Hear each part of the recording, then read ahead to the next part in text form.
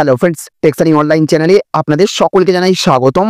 আজ ইতিমধ্যেই কেন্দ্রের মোদী সরকার এবং রাজ্যের মমতা সরকারের তরফ থেকে বেরিয়ে আসলো আটটি বিরাট বড় খবর, যা কিনা দেশের সহ রাজ্যের প্রত্যেক বাসিন্দার জন্য জানা অত্যন্ত দরকার।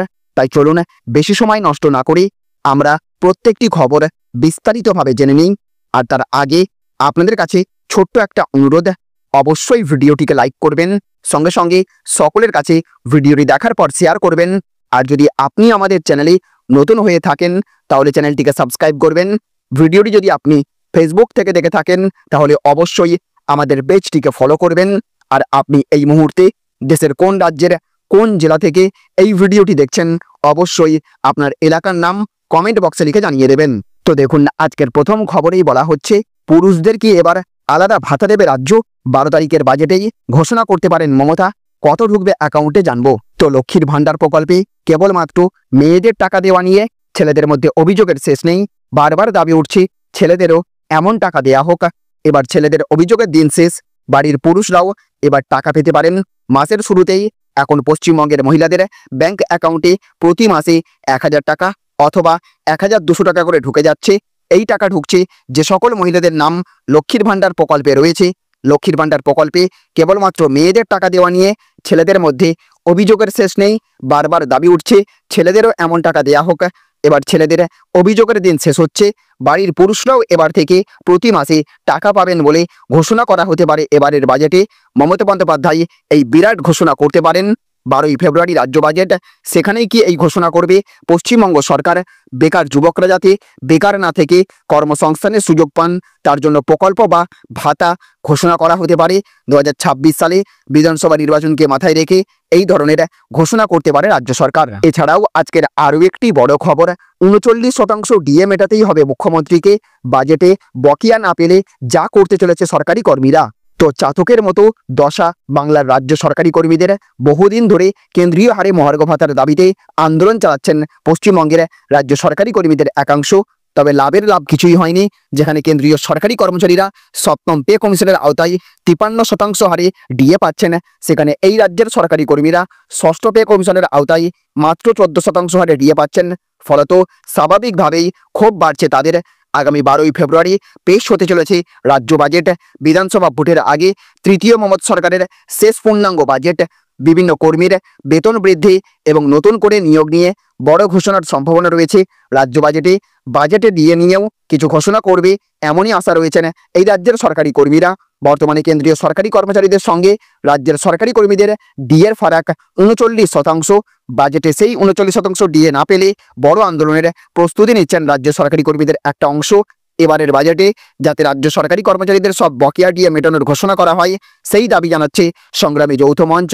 এই প্রসঙ্গে কোর কমিটির সদস্য নির্ঝর কুণ্ডু বলেছেন, রাজ্য সরকার সরকারি কর্মচারীদের সমস্ত বকেয়া ডিএ মিটিয়ে দিক।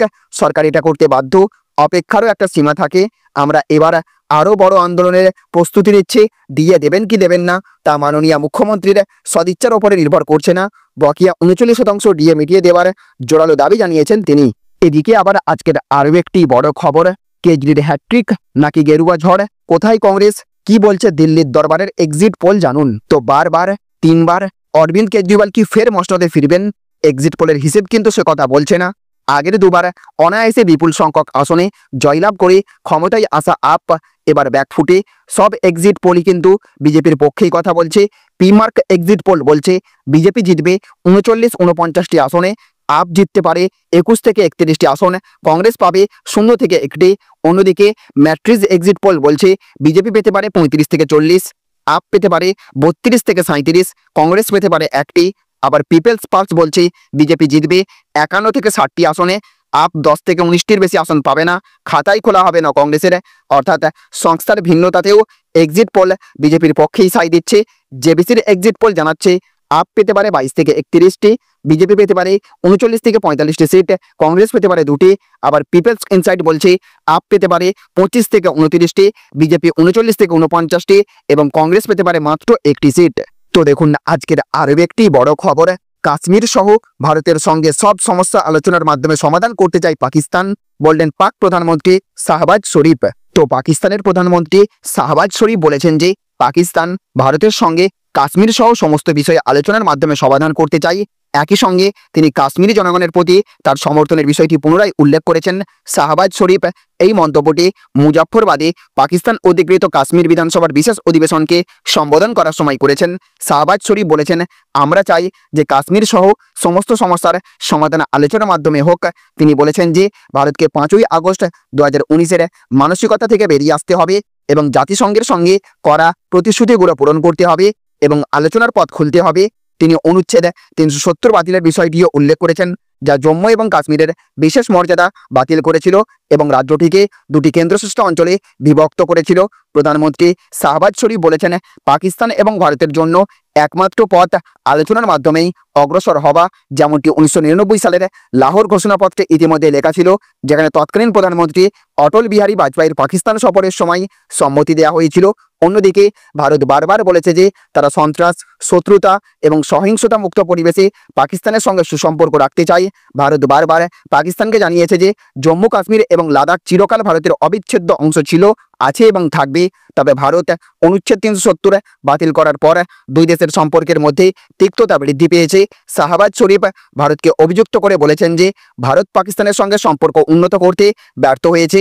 তিনি বলেছেন, অস্ত্র সঞ্চয় করে শান্তি প্রতিষ্ঠা করা সম্ভব নয় এবং এটি এই অঞ্চলের জনগণের ভাগ্য পরিবর্তন করতে পারবে না। তিনি ভারতকে বুদ্ধিমত্তার সঙ্গে কাজ করার আহ্বান জানিয়েছেন এবং বলেছেন যে অগ্রগতির একমাত্র পথ শান্তি। তিনি আরও বলেছেন যে কাশ্মীর সমস্যার একমাত্র সমাধান জাতিসংঘ নিরাপত্তা পরিষদের প্রস্তাব অনুযায়ী আত্মনিয়ন্ত্রণের অধিকার প্রদান করা।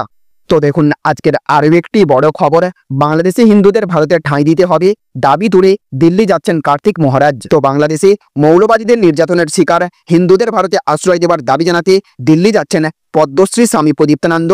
ভারত সেবাশ্রম সংঘের বেলডাঙ্গা আশ্রমের প্রধান কার্তিক মহারাজ জানিয়েছেন, দিল্লিতে ভারত সরকারের শীর্ষ কর্তাদের সঙ্গে সাক্ষাৎ করে এই দাবি রাখবেন তিনি। একই সঙ্গে এই দাবি নিয়ে রাজ্যের বিরোধী দল নেতা শুভেন্দু অধিকারীর সঙ্গেও তিনি কথা বলবেন বলে জানিয়েছেন কার্তিক মহারাজ। সংবাদ মাধ্যমকে কার্তিক মহারাজ বলেছেন, বাংলাদেশে হিন্দুদের অবস্থা দেখলে হতাশা হয়, তাই রবীন্দ্রনাথের উক্তি, যদি তোর ডাক শুনে কেউ পাখিও করে দিল্লি যাবার সিদ্ধান্ত নিয়েছি। বাংলাদেশের হিন্দুদের সীমান্ত পার করে এই দেশে আনা এবং তাদের বসবাসের ব্যবস্থার দাবি জানাবো। তারা তো অনুপ্রবেশকারী নয়, তারা হচ্ছে শরণার্থী। তারা ধর্ম পালন করার অধিকার রক্ষা করতে ওখান থেকে চলে আসতে বাধ্য হচ্ছেন। তাদের যত তাড়াতাড়ি সম্ভব ব্যবস্থা করা। একই সঙ্গে পশ্চিমবঙ্গে একের পর এক দুর্নীতির তদন্তে কেন্দ্রীয় তদন্তকারী সংস্থাগুলির গাছাড়া মনোভাবেরও সমালোচনা করেছেন তিনি। তিনি বলেছেন, পশ্চিমবঙ্গে একের পর এক দুর্নীতি মামলার তদন্ত নিয়েও আমি হতাশ, তাই দিল্লি গেলে সিবিআই এর ভূমিকা নিয়েও আলোচনা হবে। তো দেখুন আজকের আরও একটি বড় খবর, দালান ভেঙেছে, ইতিহাস মুছতে পারবে না, দিল্লি থেকে বেঈমান ইউনূসকে হুঁশিয়ারি হাসিনার। তো বাঙালির ইতিহাস মুছে ফেলতে তৎপর বাংলাদেশের বিপ্লবী ছাত্রদল। বুধবার রাত থেকে দেশজুড়ে শুরু হয়েছে ধ্বংসযজ্ঞ। গুঁড়িয়ে দেওয়া হয়েছে শেখ মুজিবুর রহমানের ধানমন্ডির বাড়ি, জেলায় জেলায় ভাঙা হচ্ছে মুজিবের মূর্তি সহ বঙ্গবন্ধুর যাবতীয় স্মৃতি। এমনকি হাসিনার বাসভবনে সুধা সদনেও আগুন দিয়েছে উন্মত্ত জনতা। এইদিকে বুধবারই ছিল আওয়ামী লীগ সরকারের পতনের 6 মাস। এই দিন বাংলাদেশের অন্তর্বর্তী সরকারের বিরুদ্ধে ফের মুখ খোলেন দেশের প্রাক্তন প্রধানমন্ত্রী শেখ হাসিনা। 58 মিনিটের ভাষণে হাসিনার গর্জন, ইতিহাস প্রতিশোধ নেয় বঙ্গবন্ধুর হৃদয়ে, দালান ভাঙলেও ইতিহাস মুছতে পারবে না। দিল্লি থেকে ভিডিও বার্তায় বেঈমান ইউনূসকে রীতিমতো হুঁশিয়ারি দিয়েছেন হাসিনা। তিনি বলেছেন, লাখো শহীদের রক্তের বিনিময়ে আমরা যে সংবিধান, স্বাধীনতা, পতাকা পেয়েছি তা কয়েকজন বুলডোজার দিয়ে গুঁড়িয়ে দিতে পারবে না। এ শক্তি তাদের এখনো হয়নি, এটি তাদের দুর্বলতার প্রকাশ। তারা দালান ভাঙতে পারে কিন্তু ইতিহাসকে ধ্বংস করতে পারে না। ইতিহাস যে প্রতিশোধ নেয় একথা তাদের মনে রাখতে হবে। যারা এইসব করছেন তারা হীনমনের পরিচয় দিচ্ছেন। তাদের হয়তো বাংলাদেশের স্বাধীনতা পছন্দ নয়, পাকিস্তানিদের অধীনে থাকা এবং পদলেহন করাটাই হয়তো তাদের পছন্দ। তো দেখুন আজকের অন্তিম আপডেট, বাংলায় ফের বড় বিনিয়োগ, টাটা গোষ্ঠীর শিল্প সম্মেলন থেকে বিরাট ঘোষণা মমতার। তো বাংলায় আবার বড় বিনিয়োগের ঘোষণা করলেন মুখ্যমন্ত্রী মমতা বন্দ্যোপাধ্যায়। নিউ টাউনে অনুষ্ঠিত বিশ্ববঙ্গ বাণিজ্য সম্মেলন থেকে মুখ্যমন্ত্রী জানালেন, শিগগিরই টাটা গোষ্ঠী বাংলায় নতুন করে বিনিয়োগ করবে। এর পাশাপাশি তিনি দেউচা পাচামি প্রকল্পে কাজ শুরুর কথা জানিয়ে শিল্পবান্ধব বাংলার একটি নতুন দিক উন্মোচন করলেন। আজ থেকে শুরু হয়েছে 8ম বিশ্ববঙ্গ বাণিজ্য সম্মেলনে, যেখানে উপস্থিত হয়েছেন ভারতের শীর্ষ শিল্পপতিরা যেমন মুকেশ আম্বানি, সঞ্জীব গোয়েঙ্কা, সজ্জন জিন্দাল, সঞ্জীব পুরী এবং আরও অনেকেই। সম্মেলনে উপস্থিত 200-র বেশি বিদেশি প্রতিনিধি বাংলায় বিনিয়োগের সম্ভাবনা নিয়ে আলোচনা করছেন। মমতা বন্দ্যোপাধ্যায় তার বক্তৃতায় বলেছেন, এবারের বিশ্ব বাংলা বাণিজ্য সম্মেলন অনেক বড় আকারে হচ্ছে। বাংলা আপনাকে ভুলবে না, আমরা আপনাদের জন্য বিনিয়োগের সুযোগ তৈরি করছি। মুখ্যমন্ত্রী আরও জানিয়েছেন, বাংলায় দক্ষ শ্রমিকের উপস্থিতি এবং শিল্পবান্ধব পরিবেশ থাকার কারণে আগামী দিনে বাংলা হবে ভারতের অন্যতম প্রধান শিল্প বিনিয়োগ কেন্দ্র। তিনি বলেছেন, বাংলা দক্ষিণ পূর্ব এশিয়ার গেটওয়ে হয়ে উঠবে, যেখানে এমএসএমই মহিলা উদ্যোগপতিরা এবং কর্মসংস্থান সর্বোচ্চ পর্যায়ে থাকবে। বিশ্ববঙ্গ বাণিজ্য সম্মেলনে বড় ঘোষণা এসেছে টাটা গোষ্ঠীর কাছ থেকেও। মমতা বন্দ্যোপাধ্যায় জানিয়ে দেন, টাটা গোষ্ঠী বাংলায় ফের বিনিয়োগ করবে। টাটা গোষ্ঠীর এমডির সঙ্গেও আমরা আলোচনা হয়েছে এবং তারা শিগগিরই বাংলায় বড় বিনিয়োগ করবে বলেছেন মমতা। এর মাধ্যমে রাজ্য সরকারের শিল্পনীতি এবং বিনিয়োগে আস্থা পুনঃপ্রতিষ্ঠিত হলো। তাহলে ফ্রেন্ডস, বুঝতে পারলেন, এই ছিল আজকের কয়েকটি গুরুত্বপূর্ণ আপডেট। এই ভিডিওটি আপনাদের যদি ভালো লেগে থাকে তাহলে অবশ্যই ভিডিওটিতে লাইক করবেন এবং অবশ্যই ভিডিওটিকে রাজ্যের সমস্ত মানুষের কাছে শেয়ার করে সকলকে জানার সুযোগ করে দেবেন। ভালো থাকবেন, সুস্থ থাকবেন। Thank you friends, thank you for watching.